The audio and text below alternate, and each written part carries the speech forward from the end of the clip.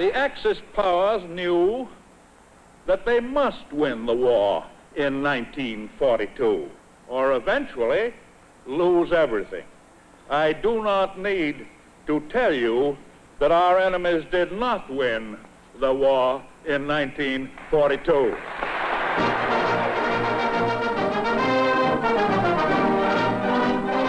After a year of preparation and planning, the United States is finally joining the battle against the German army.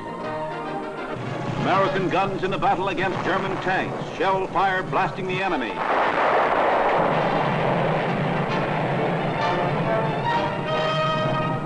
Nazi panzer forces, photographed by an Army Signal Corps cameraman who filmed enemy cannon bombarding the American position. The way of battle in Tunisia, where both sides are hitting hard. As 1943 begins, Allied and Axis troops are fighting for control of North Africa. So far, the outcome is in doubt.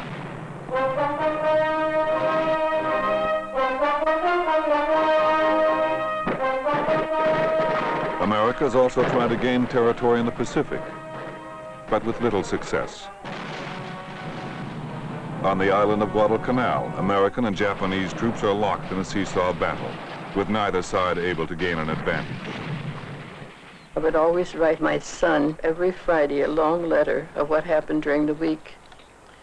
And I was just in the process of writing this letter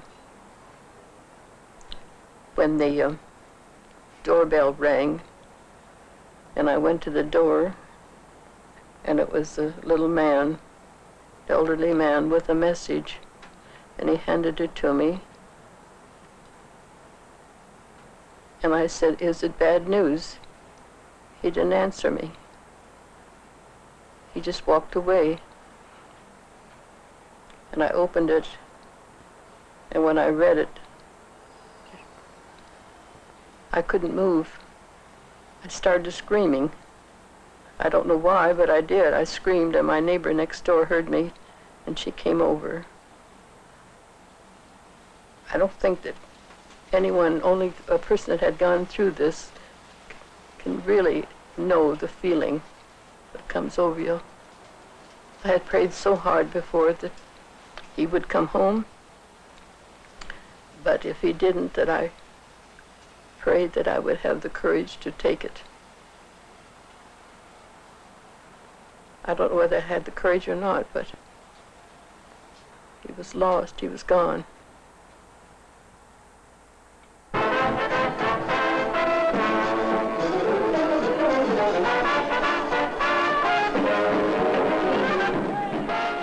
The servicemen were looking for companionship.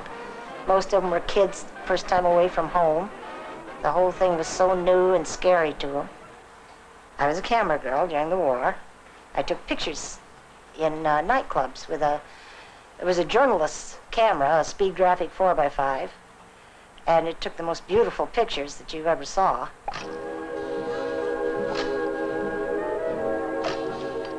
I covered 29 nightclubs every night in the city of San Diego. But I took pictures of sailors and their girls, or servicemen and their girls. And if they didn't have a girl with them, I'd have the waitress take a picture of me sitting with the guy. They liked that. It's a long time ago, but I was very pretty then. There were a lot of guys I got to know real well. They'd go overseas, and it was just no way to develop a permanent relationship. Man might leave the next day, might ship out, might get killed, never see him again. And everything had to be so now. It's the only way I can describe it, is now, intense. Make it perfect for this moment, this very moment, because there might not be another moment like this. This might be all there is.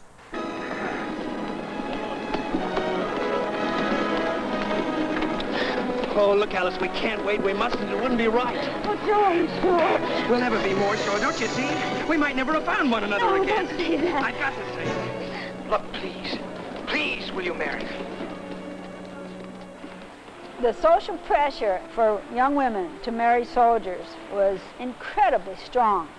The man you married was giving everything to his country.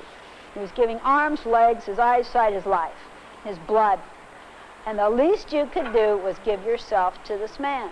And since sex outside of marriage, it was frowned upon officially, the only thing left was to marry. So you married.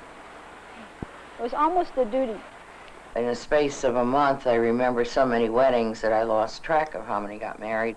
When I got married, I probably got one of the last wedding gowns that was made with beautiful material and beautiful styling, and it cost a great deal of money. I loaned that wedding gown out to 8 different people, and they had no time for a honeymoon, and we even didn't have time for a reception in one case. And they had to say goodbye to each other right there at the church. I'll be seeing you in every lovely summer's day, in everything that's light and gay. I'll always think of you that way. I'll find you in the morning sun, and when the night is new, I'll be looking at the moon, but I'll be seeing you.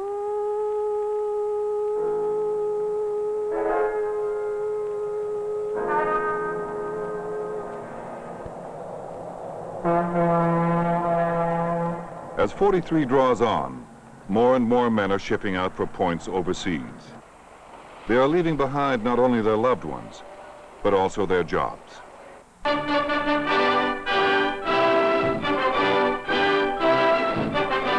Women wanted for war production work here in our city. Why? It takes human power to keep war factories going, and much of our manpower is going to war. More and more men are being called into the armed forces. Their jobs must be filled, and filled now. And who can fill them? You women. You're the ones who must fill them, who can give our boys what they need. The first job I had was in the foundry, a molder's helper, the dirtiest job that anybody can imagine. The only thing I could compare it with would be the coal mines. And that's the way I looked when I come off that job. One day there was a terrible accident. One of the crane operators lost a load of steel. The big vat of steel was opened and accidentally spilled out. They had to take him off the crane. They needed an immediate replacement. They looked around, there wasn't anyone there except a woman, so they offered it to me, and I took it. And I loved it, and I did a good job at it. They didn't like us in there taking their jobs. They didn't like that at all and let us know about it. And in order to make life miserable for us and get us to quit, they would do everything they could when you'd ask them for a load of ball bearings to delay giving it to you. This stopped you from doing your production work. There was resentment among the men toward the women that worked there in the steel mill. I think that this was directly related to the question, when the war is over, what will happen to our jobs? Will our boys come back and won't have a job?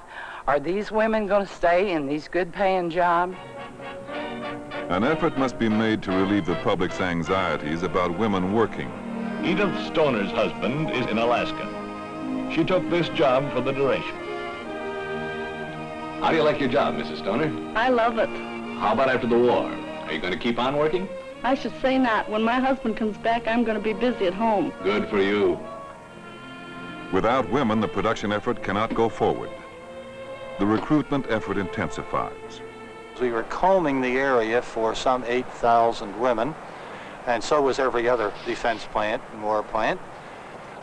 We began to get the rather unusual mix of millionaire women, women from the main line of Philadelphia who were driven to work in their chauffeured cars, and they'd leave their furs in the locker while they beat their brains out on the assembly line for 8 hours a day. I didn't really look for work. They were advertising the Seattle papers were full of women workers needed to help the war effort.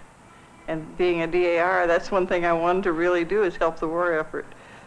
My husband thought it was utterly ridiculous. I had never worked. I didn't know how to handle money, as he put it. Women just didn't do what he called factory work.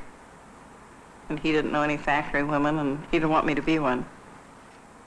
They put me in this huge tool room. I had never seen a tool. I don't think my husband could hold a hammer, so I didn't know about tools. And some man came and he said he wanted a bastard file, and I thought he was being rude. And I told my supervisor, I said, you'll have to correct this man. I couldn't tolerate that kind of language. Where this big hook runs up and down, you have tracks. They must be sanded because they become slick and your hook will slide. So they have to be sanded about every 8-hour shift. I found out that the crane operators had to sand them.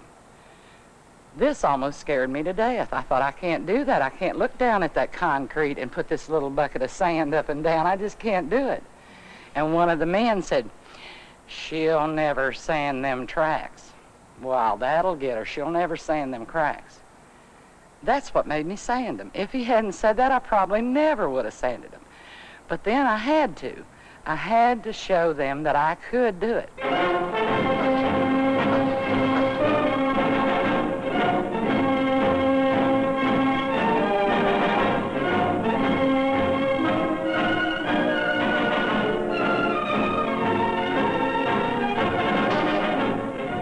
By mid-1943, 5 million additional women have joined the workforce, not only in the defense plants, but throughout the economy.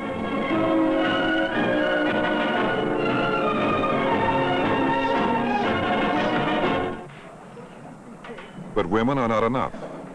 With 8 million new jobs to fill in 1943, America must draw on all of her human resources. The elderly and the young are drawn into action. Now there's a place for the handicapped on the production line. And now minorities are hired in increasing numbers. To win the war, America must forego her prejudices.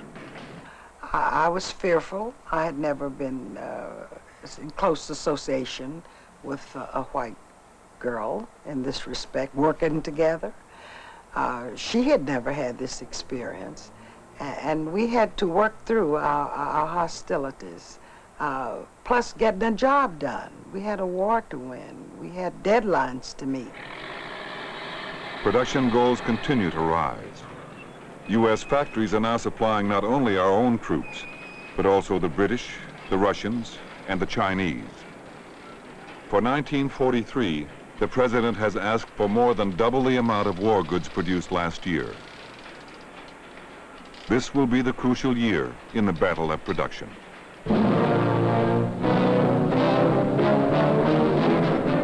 In hundreds of new factories, the wheels of industry are humming 24 hours a day, producing guns and planes and tanks. Production and production alone is all that matters. To meet the goals of 1943, workers are asked to be on the job 50, 60, sometimes 80 hours a week. What about those boys that are getting up at 5 o'clock, haven't been to bed maybe? Maybe they're leaning their chin on a bayonet just to stay awake on watch, overseas somewhere. I don't even know their names. They don't even have faces to me, but they're out there somewhere. And I'm saying that I don't feel like going to work today because I got a headache. That would get me out of the bed and into work.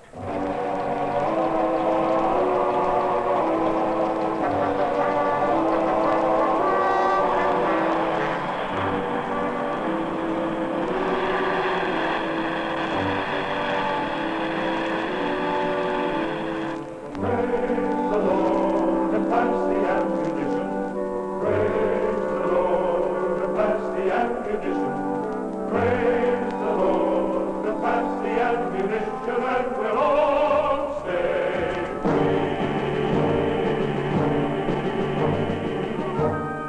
free. In November of 43, war production peaks. At the bomber plant at Willow Run, a B-24 rolls off the assembly line every hour. That's the ammunition. Praise the Lord. That's the ammunition. The Chrysler plant in Detroit is producing tanks at the rate of 50 per day. We had a common purpose. We worked as a team. We achieved. We had the skills. We had the machinery. We had the materials. We had the know-how.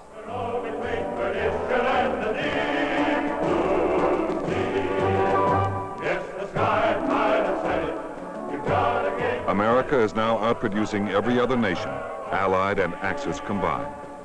Praise the Lord, we're on a mighty mission. All aboard, we're not a-going fishing. Praise the Lord, and pass the ammunition, and we'll all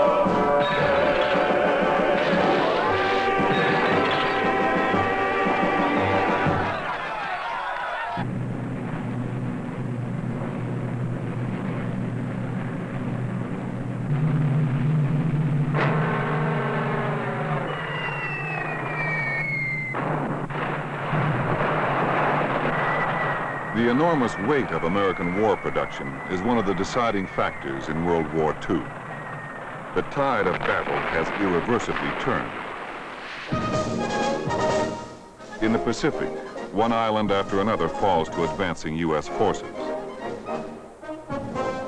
The Allies have also gained the advantage in the European theater. By July, Italy is invaded. By September, Italy has surrendered. But for the United States, the major battle of the war is yet to come, the invasion of Nazi-held Western Europe. As Americans at home try to follow the battle lines, new words are entering the American vocabulary. Guadalcanal, Anzio, Tarawa. World War II was a very exciting thing for me. From 9 to 13, World War II was like a gigantic stage production. It was like I was a character actor on a global stage. All of us kids acquired military uniforms from friends and relatives, and we'd wear them with the patches and the medals and so forth. That was very important for us to identify with our older brothers and with our fathers. It was a great adventure.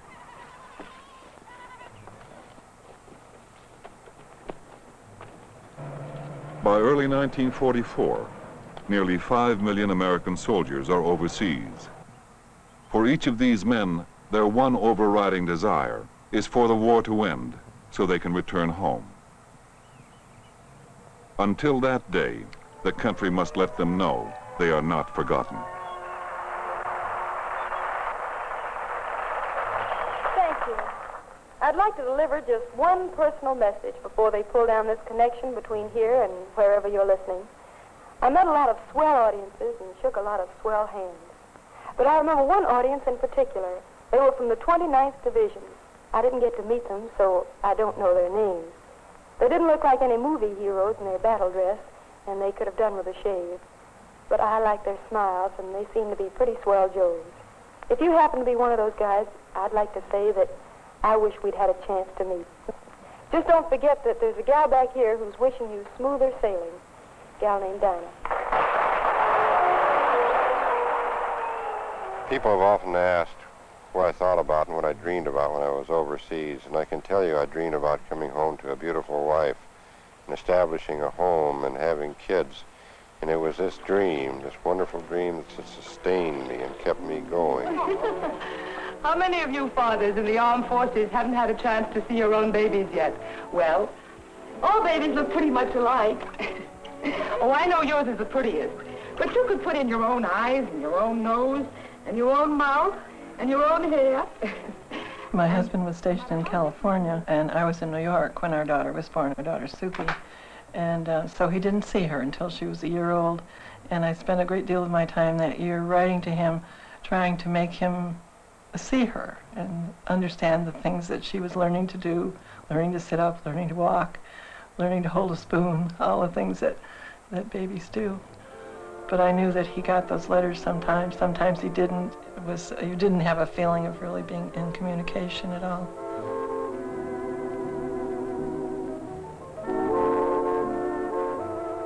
The link between home and soldier is difficult to maintain. Letters are delayed as much as 6 months. Then they might arrive all at once. You lived for the mail, but the mail was censored, so any mail that you got might tell you absolutely nothing. We got to be like little detectives. We could tell by certain things, when we would get a letter from the men, where they were. Sometimes they'd say, well, I was eating a coconut today, or something like that. Well, you know where he's going to be, someplace in the South Pacific. I would get letters from my husband telling me to keep up the home front and that everything was going all right and the fun he was having. But, you know, between those lines, you got the feeling that a lot of this he was saying to keep my spirits up. When I write to you and say everything is okay, if my letters seem gay, can't you read between the lines? I go down. The long separations, some as long as 2 or 3 years, begin to take their toll. Psychiatrists are now warning that many marriages will not survive the war. Can't you read between the lines? When we were in England, we hadn't been overseas too long. One of the boys got a Dear John letter, and I read it to him because he couldn't read. And he got up and walked away in total silence and left me sitting there. And then he came back and he said, would you please read that to me again? And I could see the lines of grief in his face and the lines of the total disbelief. And I could feel the emptiness within myself. And it spread all through the men throughout the whole company who shared the feeling of that man who had this loss, and it made us all very insecure. We had no way of knowing when this was ever going to end, and I remember a few times, I myself too, breaking down and saying, it's never going to end. God, it's never going to end. I'm sick of living like this. Worried about how I was going to live and what life was going to be like for me. And also worried about whether he was ever coming back, because, you know, many fellows go and they never come back, you know. My husband's ship was hit by a Japanese kamikaze plane in the Pacific. I got word that his ship was coming back into Portland, Oregon to be repaired. So I wanted very much to come to Portland to be with him, anticipating what was probably going to be a long war in the Pacific, and it was my opportunity to see him. The wives and girlfriends of servicemen are embarked on their own special journey. Traveling to ports and army bases across the country, they are following their husbands, men not yet shipped overseas, or others brought home suddenly. The first night, we spent the night in the hotel, and I dressed the children up, and we went down to the dining room to have a lovely dinner in the dining room of the hotel. In the middle of dinner, my son suddenly burst into tears and said I wanted to go home.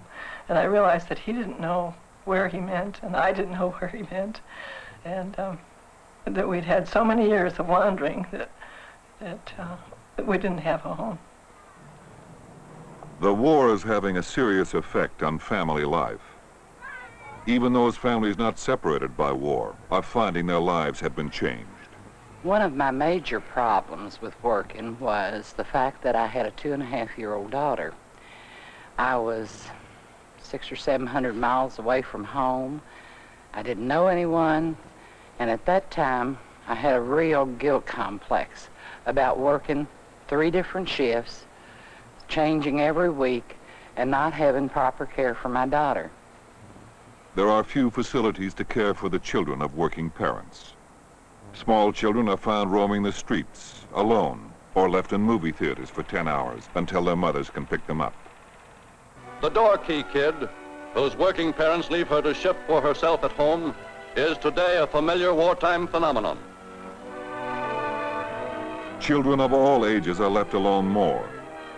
By 1944, authorities have declared a child welfare crisis.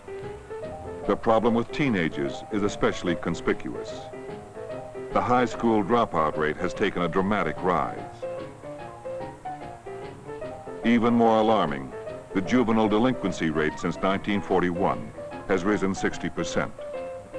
Some authorities point to the lack of parental supervision or the easing of social restraint during wartime. Whatever the cause, most Americans see it as symptomatic of a collapse in family life. When the war began, I was 12. My father went to work in the shipyards, naval shipyards, worked many broken shifts, midnight, swing shift, slept all day, and he just wasn't there anymore for me at all. So naturally, the discipline kept breaking down more and more. To many adolescent girls, even those in their earliest teens, war is opening up avenues of unaccustomed excitement. To them, any man in uniform seems a hero. Being around that many sailors, it was a drug. I was addicted to it. I just loved every minute of it. All the attention, saying I was beautiful, wanting me to be their girlfriend, it was terrific. But this was the time I really needed my father to be there to say, hey, that's enough. You're still a little girl. I don't want you to grow up so fast. But it didn't happen.